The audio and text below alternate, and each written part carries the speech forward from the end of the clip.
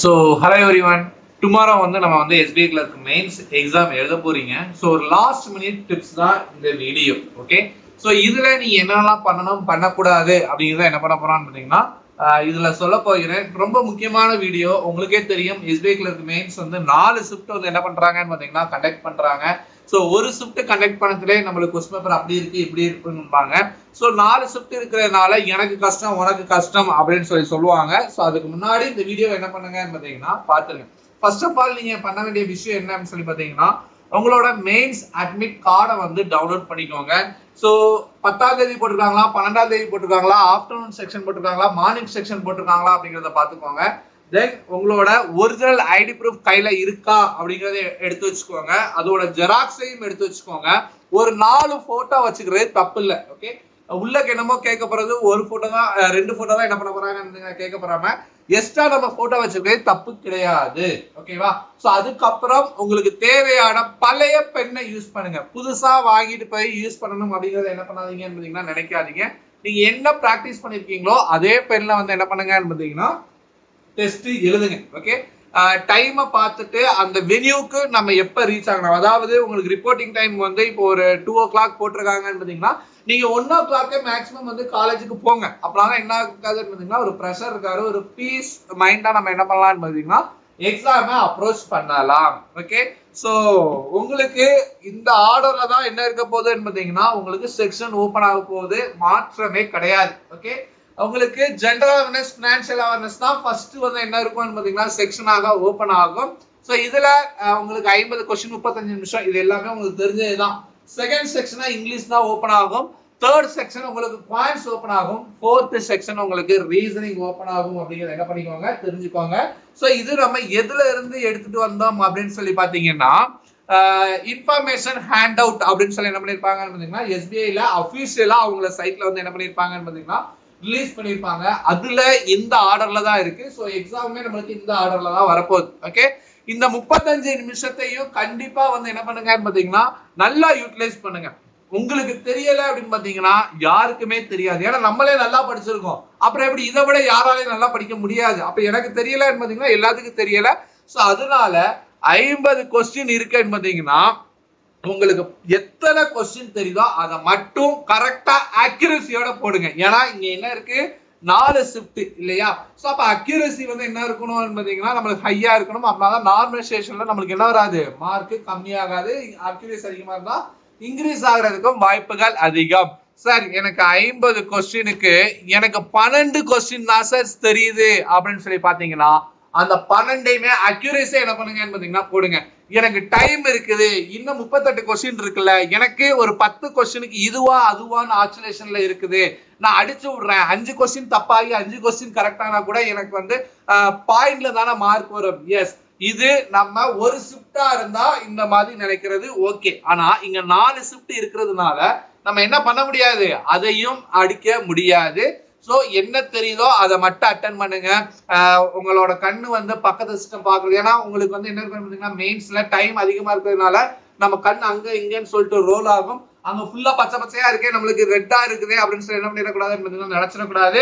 உங்களுக்கு என்ன தெரியுதோ அதை மட்டும் என்ன பண்ணுங்கன்னு பாத்தீங்கன்னா அட்டென்ட் பண்ணுங்க. ஓகே, இப்ப இன்னொன்னு எக்ஸாம் ஸ்டார்ட் பண்ணதுல உங்களுக்கு வந்து லாங்குவேஜ் வந்து என்ன பண்ணுவோம்னு பாத்தீங்கன்னா சூஸ் பண்ண சொல்லும். ஓகே, உங்களுக்கு 3 லாங்குவேஜ் காமிக்கும். 1 இங்கிலீஷ், 2 ஹிந்தி அண்ட் 3வது வந்து தமிழ். ஓகே, உங்களுக்கு வந்து இங்கிலீஷ் வந்து டிஃபால்ட் லாங்குவேஜ் தான். சோ அப்ப இன்னும் ஒரே ஒரு 2 லாங்குவேஜ் இருக்கு. ஹிந்தியை சூஸ் பண்றதா தமிழை சூஸ் பண்றதா அப்படின்னு சொல்லி எல்லாத்துக்குமே குழப்பம் இருக்கும். சோ நிறைய சேனல்ஸ்ல முக்காவாசி என்ன சொல்லுவாங்கன்னு பாத்தீங்கன்னா ஹிந்தி தான் சூஸ் பண்ண சொல்லுவாங்க. ஓகே, சூஸ் பண்றது தப்பு கிடையாது. உங்களுக்கு ஸ்க்ரோலிங் அந்த டிஸ்பிளே சைஸ் வந்து என்ன ஆகும்னு பாத்தீங்கன்னா குறையும். அதே தமிழ்ல வச்சீங்கன்னு பாத்தீங்கன்னா கொஞ்சம் லென்த்தாக இருக்கும். ஆனால் இந்த ரீசனிங் அண்ட் கம்ப்யூட்டர் வரத்துல உங்களுக்கு என்ன இருக்கும்னு பாத்தீங்கன்னா இது இருக்கும் இல்லையா, நம்மளுக்கு வந்து ஸ்டேட்மெண்ட் அசம்ப்ஷன் இருக்கும் போது நம்மளுக்கு தமிழ்ல தெரிஞ்சுச்சுன்னா கொஞ்சம் நல்லா இருக்குமே. நீங்க இன்கேஸ் ஹிந்தியில சூஸ் பண்ணிட்டீங்கன்னு பாத்தீங்கன்னா மேல இந்த இடத்துல ஒரு இது இருக்கும் லாங்குவேஜ் ஆப்ஷன் அப்படின்னு சொல்லிட்டு, அதை நீங்க கிளிக் பண்ணீங்கன்னு பாத்தீங்கன்னா நீங்க வந்து அதை என்ன பண்ணிடலாம், தமிழுக்கு சேஞ்ச் பண்ணிடலாம். சோ டோன்ட் வரி.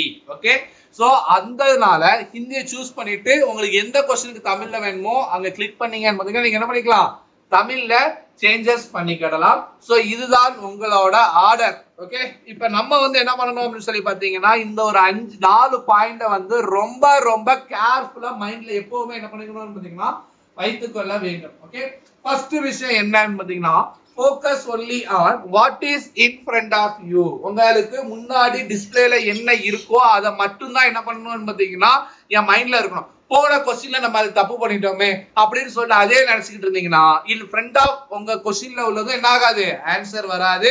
சோ நம்மளுக்கு எத்தனை கொஸ்டின் நம்மளுக்கு ஆன்சர் வரலனாலும் டிஸ்ப்ளேல என்ன இருக்கோ அதுதான் என்ன இருக்கணும், நம்மளுக்கு மைண்ட்ல இருக்கணும்.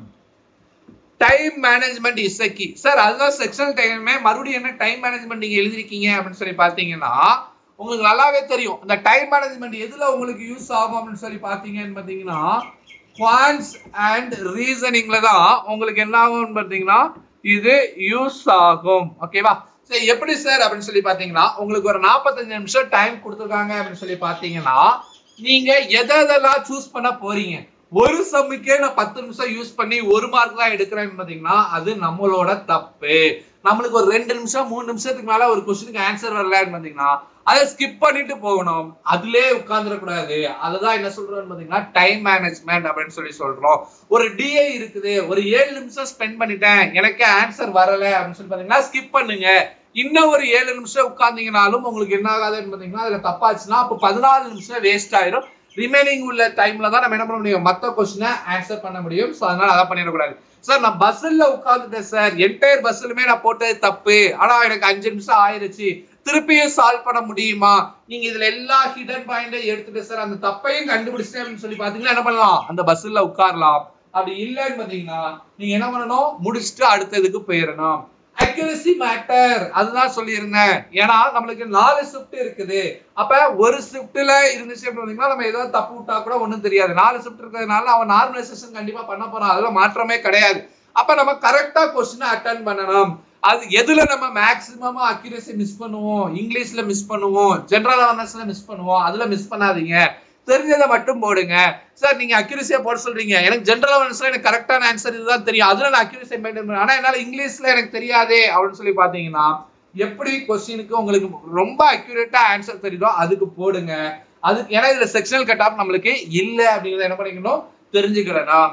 read all the question carefully before attempt them. okay, so நம்மளுக்கு ரைட் சைடுல ஒன்னு இருக்கும், லெஃப்ட் சைடுல ஒன்னு இருக்கும். ரைட் சைடுல பார்த்தோம்னா இதுதானா அப்படின்னு சொல்லிட்டு நம்ம என்ன பண்ணுவோம் பாத்தீங்கன்னா வேகமா கடகடன்னு செஞ்சிருவோம். ஆனா லெஃப்ட் சைடுல என்ன பண்ணிருப்பான்னு பாத்தீங்கன்னா உங்களுக்கு வந்த ஆன்சரும் அங்க என்ன பண்ணுவான்னு பாத்தீங்கன்னா இருக்கும். அவன் ட்விஸ்டா நாட் ஆப்டட் அப்படின்னு சொல்லி கொடுத்துருவான். ஓகே, குவான்சர்னா உங்களுக்கு வந்த ஆன்சர் அதுல இருக்கும். அதுல என்ன இருக்கும் பாத்தீங்கன்னா லெஃப்ட்ல எந்த ஆன்சர் இதுக்கு செட் ஆகாது அப்படின்னு சொல்லி கேட்டாங்கன்னு பாத்தீங்கன்னா முடிஞ்சு போச்சு. நம்ம வந்து என்ன ஆன்சர் வருதோ அதெல்லாம் கிளிக் பண்ணுவோம். அதுக்கு தான் சொல்றேன் read all the question carefully before attempting them. Okay, அதே மாதிரி இங்கிலீஷ்லயே அதுதான் டைரக்ஷனை நம்ம கண்டிப்பா வாஸ்து ஆக வேண்டும். ஓகேவா, சோ அதுதான் இது. இத மட்டும் நீங்க பாத்தீங்கன்னு பாத்தீங்கன்னா ஈஸி அப்ரோச் பண்ணிடலாம்.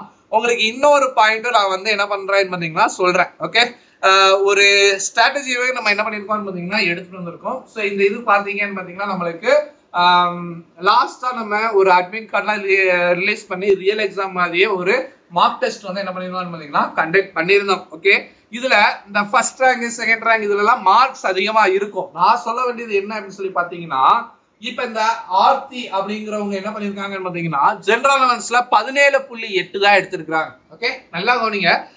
நிறைய பேர் 20க்கு மேல எடுத்திருக்காங்க, ஆனா இவங்க 17.8 தான் எடுத்திருக்காங்க. சோ அப்ப இவங்க என்ன பண்ணிருக்காங்க, இந்த இத ஆவரேஜா அட்டெண்ட் பண்ணிருக்காங்க.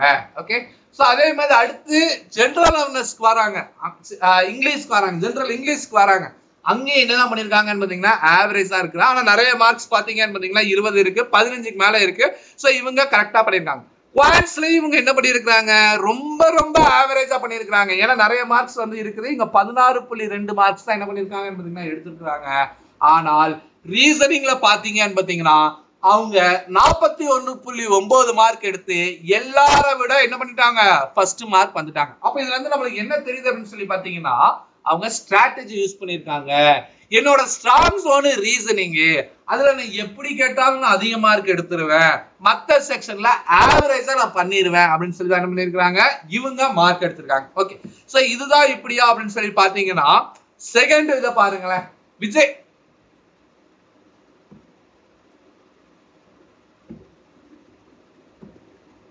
சோ விஜயோட பாத்தீங்கன்னு பாத்தீங்கன்னாலுமே அதே மாதிரி தான் அவரும் என்ன பண்ணிருப்பாருன்னு பாத்தீங்கன்னா ஸ்ட்ராட்டஜியா பிளே பண்ணிருப்பாரு. ஜெனரல் அவேர்னஸ் அவர் நல்லா பண்ணிட்டாரு. மத்த செக்ஷன் எல்லாத்துலயும் என்ன பண்ணிருக்காருன்னு பாத்தீங்கன்னா அவரு ஆவரேஜா பண்ணிருக்காரு.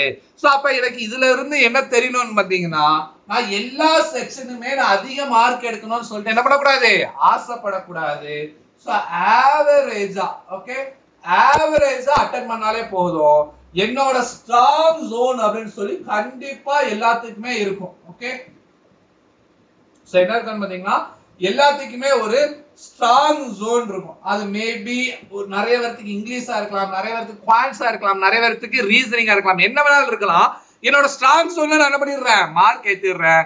மத்த சப்ஜெக்ட் எல்லா இதுலயும் என்ன பண்ணிடுறேன்னு பாத்தீங்கன்னா ஆவரேஜா எடுத்துறேன். சார் எனக்கு எந்த சப்ஜெக்ட்மே ஸ்ட்ராங் கிடையாது சார், எல்லா இதுலயும் நான் காமனா ஈக்குவல் மார்க் எடுப்பேன் சார். அப்படியே ஒரு எக்ஸாம்பிள் நம்ம என்ன பண்ணிடலாம்னு பாத்தீங்கன்னா காமிச்சிடலாம். ஓகே, சோ இந்த 9th ரேங்க் பிரபு அப்படிங்கிறவங்க பாருங்க, அவர் எதுலயுமே மனத்தை தளர விடவே இல்லை. எனக்கு என்ன தெரியுமோ அதை அட்டன் பண்ணிட்டு போய்கிட்டே இருக்கேன் அப்படின்னு சொல்லி என்ன பண்றாரு. அவரு ஜெனரல் அவேர்னஸ்ல நல்லா கவனிங்கப்பா 10 மார்க் தான் எடுத்திருக்காரு. அவர் மனசு தளர்ந்தாரா, தரலரா. இங்கிலீஷ்ல அவருக்கு 14 மார்க் தான் வந்திருக்கு, எதுவுமே பண்ணல.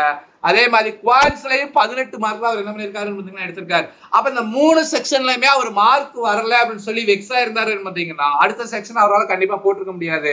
அவருக்கு தெரியும் எனக்கு ரீசனிங் தான் நல்ல எனக்கு ஸ்ட்ராங் சப்ஜெக்ட், அதனால நான் மார்க் அதிகமா எடுத்துடுவேன் அப்படின்னு சொல்லிட்டு என்ன பண்ணிட்டாரு, அவரு 39.5 மார்க் எடுத்து அவரு 9வது ரேங்க் வந்துட்டாரு. நல்லா கவனிங்க, ஜெனரல் அவேர்னஸ்ல 10.55 தான் எடுத்திருக்காரு. ஓகே, எல்லாருமே 15 மார்க்குக்கு மேல எடுக்கிறதுல அவர் 10 மார்க் எடுத்திருந்தாலும் அவரு மனசு தளர விடல.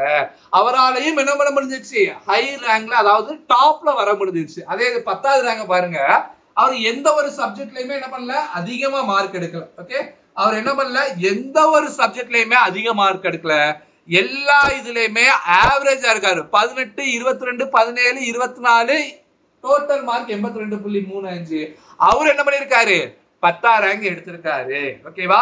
சோ ப்ளீஸ் எல்லாருமே வந்து இந்த ஸ்ட்ராட்டஜியை ஃபாலோ பண்ணுங்க.